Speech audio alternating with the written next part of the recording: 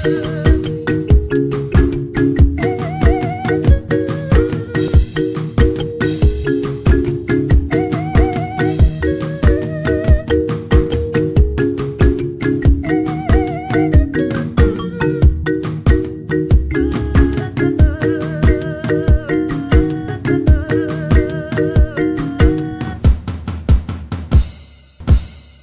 mu kiganiro tera imbere mutegurirwa n'igisata cyo kumesha makuru cyo mu bushikiranganje bw'intora hagati mu gihugu iterambere rusangi n'umutekano mu ntumbero yo gufasha abarongozi bashasha gutunganya neza imigambi y'amakomine. Ikigega Fonike cyaratunganije inyigisho kubijanye n'itangwa ry'amasoko y'amakomine. Uyu munsi muri kino kiganiro tuza kubashikiriza ingene izo nyigisho zagenze mu makomine agize intara za Karusi, Ruyigi, Rutana, Gitega, Cankuzo na Muramvya. Turaza kubashikiriza kandi akarusho izo nyigisho zigiye kuzana kuri abo bazironkejwe n'intambamyi zahahora. Izo nyigisho rero zikaba zabaye ku magenekerezo ya 21 na 22 Kigarama mu mwaka twaraye turangije. Zikaba zabereye hariya mu ntara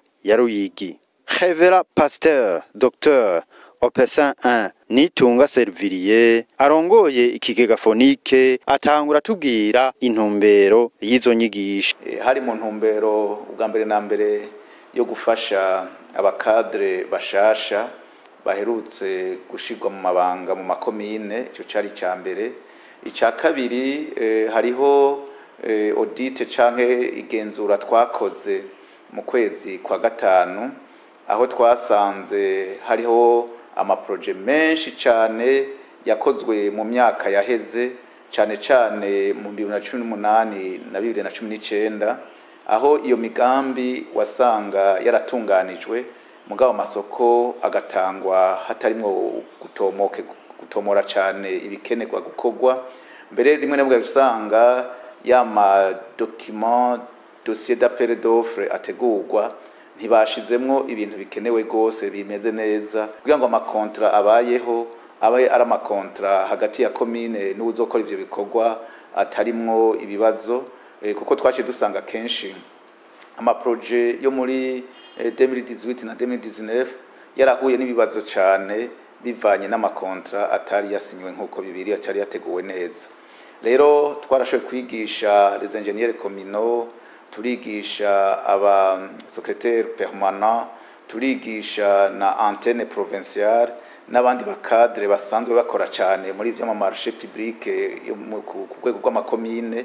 kugira ngo ubu amakosa yabayeho mu bihe biheze ntazosubire kubaho, hanyuma amaproje akogwe mu bunyarutsi kandi akogwe mu buryo bituma abanyagihugu ibibazo bafise bitora inyishu. Ntihagire mwabonye twateguye inganda mu makomine yose y'u Burundi, aho mwagiye muca mwajya amatariki twateguye mu marejo yose uko ari 5,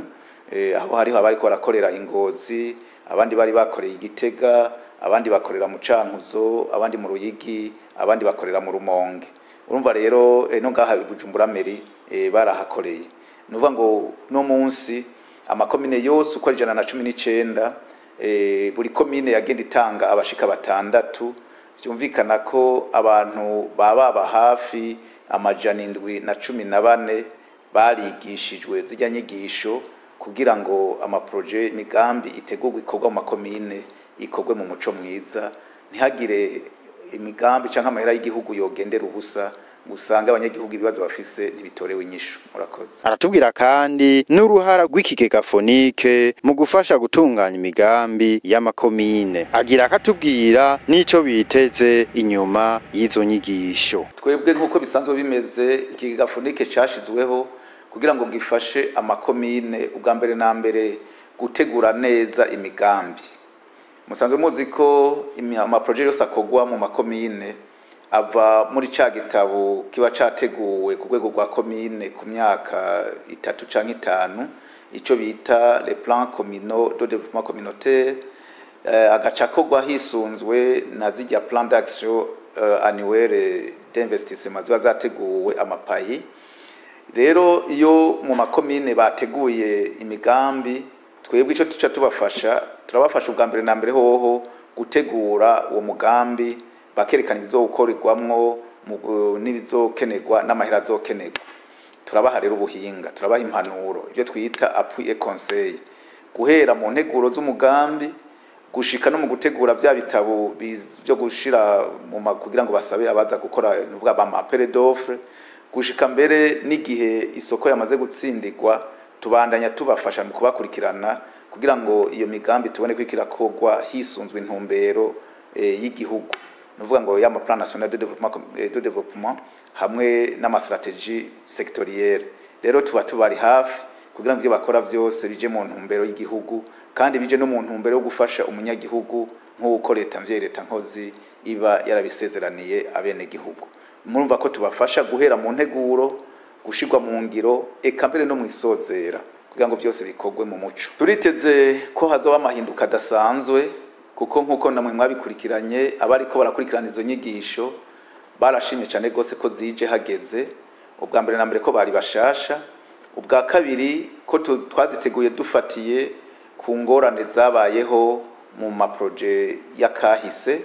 tukagerageza guhinyanyura kugira ngo muri ibi bitiko turakora n'ibyo tuzokora mu minsi igiye kuza ntihazisubire kubaho ibibazo nk'ivyabaye kera. Uno munsi rero turiteze neza ko amakomine azokora amaproje akora imigambi amaproje ateguwe neza,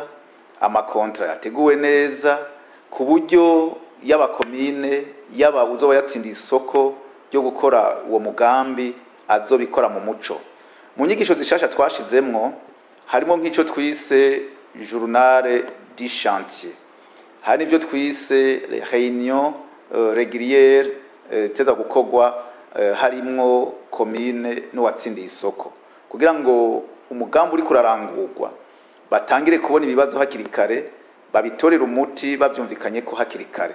Kuko no munsi urasanga projet yakozwe abantu kako batavugana batigeze babona hakiri kare ibibazo iyo projet ifise, ukaza gusanga rero mwihera canke projet yaraheze umwe canke uriya ariko aratangira kubona ingorane. Muri ico gihe biba ari ibintu bitagisubirwamwo, urumva hahomba komine, hagahomba abanyagihugu, hagahomba leta. Uno munsi rero turiteze ka turizeye ko ama projet azokorwa mu muco, abantu bazoza baravugana ku gihe, hanyuma ingorane zibonetse zitorega umuti hakiri kare. Rero abahinga bari mu makomine ubumenyi twabahaye n'ubumenyi bukwiriye buzobafasha cyane mu byo twita maîtrise d'ouvrage, bukabafasha cyane mu byo twita les contrats de marché, kugira ngo byose bikorwe mu muco, leta ntihahombere eka n'uwatsindiye isoko ntahahombere, umunyagihugu nawe ingorane yarafise ibashe gutogwa. Mu ntumbero yuko amasoko y'amakomine atangwa mu muco, ikiyaga Fonike kikaba carashizeho impinyanyuro zikomeye. Turavye integuro zishasha ziriko zirakogwa mbere n'izi nyigisho zagiye muri iyo ntumbero, uravye ibintu byinshi twaberetse biteza kuzoba biri nko muri aya madokima canke les dossiers d'appel d'offre canke amakontra, twarashizemwo impinyanyuro zikomeye za zindi mu by'ukuri zikurikijwe, bimwe byo guhava woca ku ruhande ugakora umugambi uko utategekanijwe cyangwa ugahava wokora isoko kutariko kugira ngo have wirongera inyungu zawe bitazoba bigishobokera abantu. Izo rero impinyanyuro burya nico twazikoreye ku buryo twizera ko amasoko azoza twangwa mu muco kandi hisunzwe vyinshi ku buryo bimwe bya mwana wa mama bitazoba bikishobora kubaho, mbere n'amagenzura n'ibishobora gutuma ayo masoko vyogenda neza bikaba byokorwa mu muco. Aha rero muri Fonike hariho urwego rujejwe ico twokwita igenzura audit, rukurikirana rukaraba ko amasoko aba yatanzwe neza. Hama hariho mbere no hejuru abandi bajejwe gukurikirana no kuraba ko amasoko yateguwe neza kandi karatangwa neza. Uno munsi hari impinyanyuro zikomeye kandi zikwiriye leta mvye irikirahimiriza leta nkozi kugira ngo mu vy'ukuri bube gito bwariho kera ntibuze busubire kubaho uno munsi. Ivyo turavyizeje abanyagihugu, mbere turavyizeje n'abandi bose ko ivyari ejo uno munsi atariko bizosubira kuba, kuko integuro zose turiko turategura n'impinyanyuro turiko turakora zija mu iyo ntumbero nyene yo kubuza ko hobaho inzira canke bube gito bworoshe bwo gukora ivyahora bikorwa mu minsi yahera kera. Uwurongoye igisata kijejwe amasoko ya leta mu kigega fonike akaba ari nawe yatanze izo nyigisho aratubwira nawe nyene intumbero y'izo nyigisho, agira ko atubwira nico biteze inyuma y'izo nyigisho. Inyigisho duhejeje gutanga ku bajejwe amakomine zari zerekeye cyane cyane ibikorwa bijanye n'amasoko atangirwa mu makomine. Mugabo inyigisho twashimikiye ko no munsi twashimikiye ku gice kimwe kijanye no kuraba ingene amasezerano asinywa hagati ya komine novuga abagwizatunga kugira babakorera ibikorwa canke babazana ibyo baba babasavye. Ayo masezerano ukuntu yubatswe n'ukuntu amakomine avyifatamwo na cane cane nkuko mubizi ikigega fonike kirafasha amakomine mu gutegura imigambi yayo, kikarondera n'uburyo giha amakomine kugira barangure ubwo iyo migambi. Hama iyo migambi mu kuyirangura bagakoresha uburyo bwo gucisha mu masoko. Rero hariho igikorwa twakoze cyo gusuzuma ibikorwa byakozwe mu makomine, tuca dusanga hariho imigambi twashoboye guha amakomine uburyo, muga iyo migambi yakozwe ntihere. Ugasanga iyo migambi yaratanguwe, amasezerano yarasinywe, muga ugasanga vyagiye biragorana. Iyo migambi bakayita mu nzira ntihere kandi uburyo bwa leta buba bwasohotse. Tugiye rero kuraba mu byatuma kenshi izo ntambamyi ziba, twaciye dusanga ayo masezerano komine iba yasinyaniye n'ayo ma entreprise usanga batavyifashemo neza, ntibakurikize umwe wese ntakurikize ivyo ategerezwa gukora. Ugasanga rero iyo migambi y'abene gihugu icirwa mu nkore. Ico gikorwa rero twagiteguye muri iyo ntumbero, twagiye turaraba intambamyi zagiye zirahaba, hanyuma tukaca dushimigira ko kuri izo ngorane zagiye ziraba tukaca tunarondera n'ukuntu twogenda turazivamo. Ubu rero twaje rero kubabwira impinyanyuro bashobora kugira canke ukuntu bashobora kwifata kugira ayo masezerano baba basezeranye nabo babakorera ibintu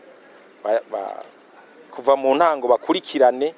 kugira iyo migambi y'abene gihugu itaza kugira ingorane, kandi leta yaba yatanze uburyo kugira abene gihugu boroheke. Nyuma y'izi nyigisho turiteze yuko izo ngorane zahora zishika zigiye kugabanuka, kandi turiko turaraba abatumire bacu kuko duhejeje icigwa twagerageza tukirimbura nabo nyene bakatubwira yuko hariho byinshi bahamenye, hari ibintu byinshi bagiye barabona twababwiye mugabo batabona ingene bavyifatamwo. Ubu rero twiteze yuko izo ntambamyi iyo migambi ya komine yahora igenda igahera mu nzira, ubunye twiteze yuko igiye kugabanuka, kandi noneho ikigega fonike kigiye kubaba hafi cyane kugira kize kirabafasha ku ntambamyi yose yoshika kugira dutorere inyishu hakiri kare ikibazo kitarabigora. Tukaba twaregereye abari bahejeje kuronswa izo nyigisho, baratuyagiye akarusho bahakuye, bagira ko batubwira n'ingene bahora bakora n'ivyo bagiye guhindura. Ivyo batwigishije ukuntu iyo hageze gutanga amasoko inyifato umuntu yogira, hanyuma nko mu gihe isoko umuntu yamaze gutsindira isoko hari ibintu twahungukiye umuntu yo kwisunga mu gihe umuntu ariko isoko yatsindiye ariko ararangura igikorwa yiyemeje, ukaraba yuko ivyo yiyemeje ariko abikora uko mwavyumvikanye ko bivanye n'ivyo mwari mwasezeranye. Hanyuma kandi twabonye nuko iyo hari ibintu byo gucererwa ku bivanye na derema mwahaye igikorwa, ibi hano baza bakamuha, twabonye n'ukundi ukuntu umuntu yovyifatamo, kandi mu gihe umuntu yosanga arenganywa canke kugira ngo akazi kagende neza. Ubu tugiye kubikora neza, nibaze yuko tugiye kurushirizaho nkuko twara dukora, kuko twumvise ukuntu umuntu atanga isoko hanyuma n'ukuntu aheza agakurikirana. Daboro gukurikirana n'ivyo nabonye bifise akamaro cyane, kugira ukurikirana urabe yuko ivyo bariko baragukorera bijanye n'ivyo mwari mwasezeranye. Cyane fonike cyo twoyisaba, murabona yuko mu inzego nishasha kandi n'amakomine bayashizemwo izindi nzego nshasha ariho benshi izi nyigisho ataco babiziko. Dusaba yuko bogwiza inyigisho rero kuri bijanye no gutanga amasoko abo vyega cyane cyane bajya abahanuzi ba komine n'abandi n'abajya bajejwe komite y'iterambere muri komine bakaronka izi nyigisho zikwiye kugira ngo bizobafashe mu gihe bazoba ariko barategura canke batanga amasoko. Ngo twarabiye hamwe ingene uruhara rw'umwe mu ntunganyo y'isoko rya komine, kuvuga kuva igikorwa kuva umugambi uciyumvirwa ko gushika ushigwe mu ngiro, kuvuga elaboration y'uwo mugambi, hanyuma gutanga isoko no gukurikirana isoko kuva umuntu agitsindira isoko gushika akore ico gikorwa agihetse. Ibintu hatwigishije bwabaye tutari byo twakora kutamenya, mugabo badutahuje neza ingene urwego rumwe dushobora kuza turacako n'imbere yuko dukora nihaba dutanguye kubaka ishure tukavuga ati hageze ko duhemba watsindiye isoko tuzobanza kuraba ahagejeje yuko bingana igikorwa kingana n'amahera ariko arasaba, kubera hari igihe twara dusanga tumuhembye menshi atarakora igikorwa kiboneka. Muri rusangi twize kugene komine ishobora kugira kugene komine ishobora kuba ifise mu migambi yayo hanyuma igaheza ikavuga iti mu mugambi ngomba rero ntange isoko. Iyo rero umuntu amaze gutanga isoko haraheza hakaboneka abantu baza novuga guhiganirwa ayo masoko, haraheza rero hakaba ico no kwita kontra mu rurimi rw'igifaransa, amasezerano hagati ya nyene gutanga isoko na nyene kuza gukora uwo mugambi komine yishinze. Haraheza rero hakaba intambwe kugiye guhera kuva isoko igitangura kugira isoko ije mu ngiro no gushika isoko ihere. Ivyo nivyo nyamukuru twariko turabona mw'izi nyigisho zariko ziraba. Izi nyigisho sijya mbere zibaye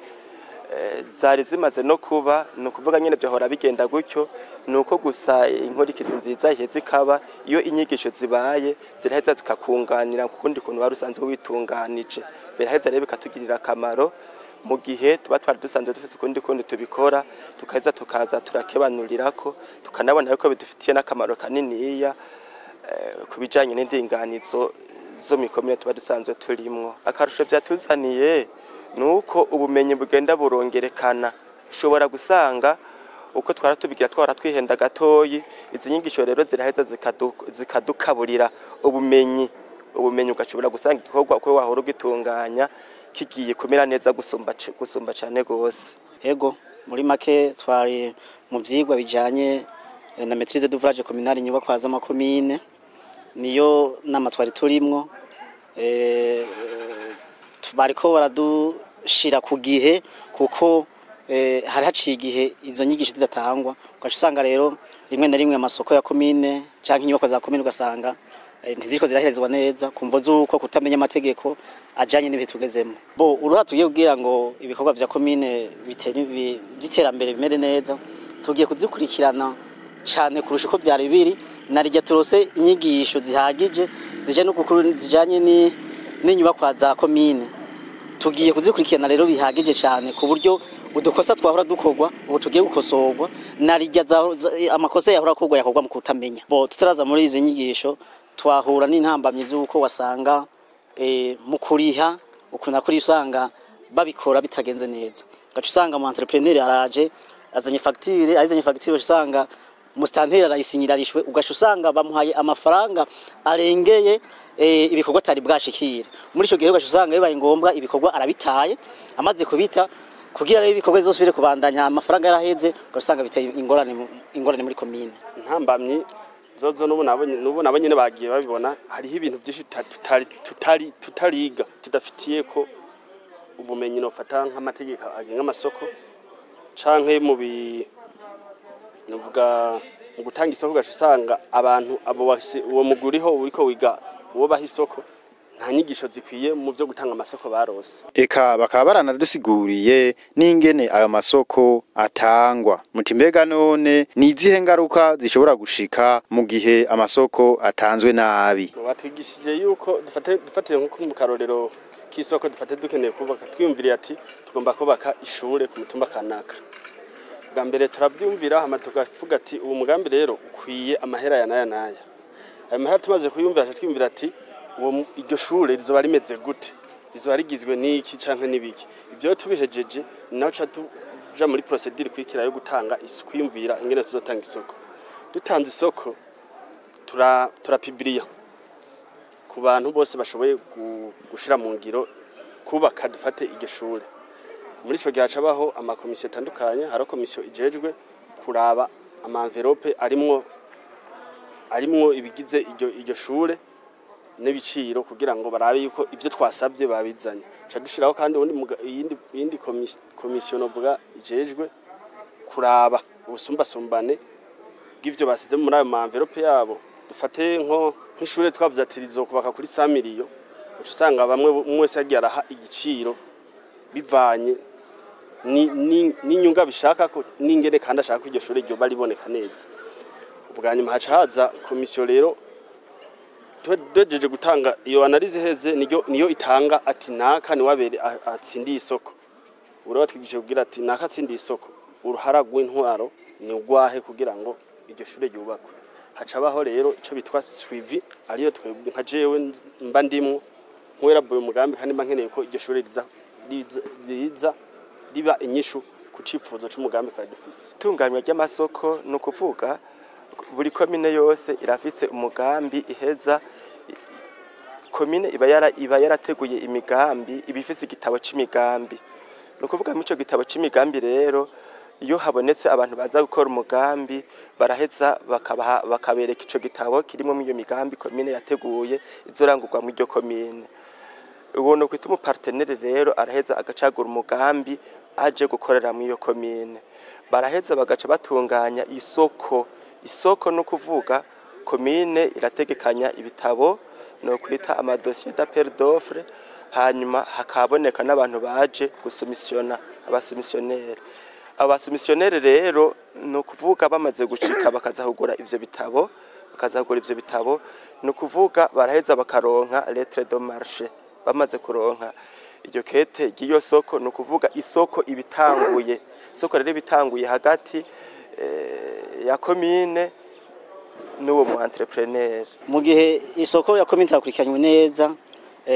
haraba ingaruka mbi ku nyubakwa usanga iyo nyubakwa barayipirase ugasanga isima bakojeje doze tariyo ugasanga n'ivyuma ntibakurikije specification technique ziba zanditswe mu bitabo appel d'offre hanyuma ugasanga niyo nyubakwa imaze igiringo gito cyane ugasanga inyubakwa irabomotse muri cyo gusanga amafaranga yagiye gucyo nyine ugasanga komine yahombeye abene igihugu barahombeye eka n'igihugu mbere kiba cyatanzwe yo usanga kirahahombeye ko itanzwe nabi cyane tugira inkurikizi yuko igikorwa kidaheza ngo kibe uko twacifuje twubatse ishure ikaba ryatanzwe nabi ni hamwe usanga baritaye batarimaze uwo muntu usanga bamuhaye isoko ngo ni kubera yavuze amahera makeya ugasanga arigejeje hagati amahera aramuheranya natwe twashaka ikintu kiri ciza kandi kizotugirira akamaro muri kazoza mu kurangiza uburongoye ikigega fonike aratera kamo abo bari bahejeje kuronswa izo nyigisho akamudutera abaronkeje inyigisho rero nuko mu byukuri izi nyigisho bozifata nka nkama mbere twanabibabwiye twari mu masare atabari baramenyera ingendo za kera kuno munsi bizobagora inyigisho twazibahaye ntibazokwitwaza ngo ntibabizi muri izo nyigisho twaraberetse ivyitondegwa muri byo vyitondegwa niba bikoresha nkuko twabibigishije bizorohereza bizotuma bakora akazi nkuko bikwiriye kandi bashike ku nyishu y'ibibazo by'abene gihugu akamuri tubatera nuko bo kwisunga cyane ibyo twaberetse mwazijya nyigisho kuko nibakurikiza neza zijya nyigisho twabahaye zijya ntambuko ziri mwazijya nyigisho twabahaye nta kabuza badasanga bakoze isoko nkuko bikwiriye kandi mu muco bikazotuma umwimbu n'umusaruro uba mwiza cyane umwene gihugu agatorerwa umuti w'ibibazo afise hanyuma uburundi bugashikira iterambere rirama nkuko leta nkozi ivyipfuza.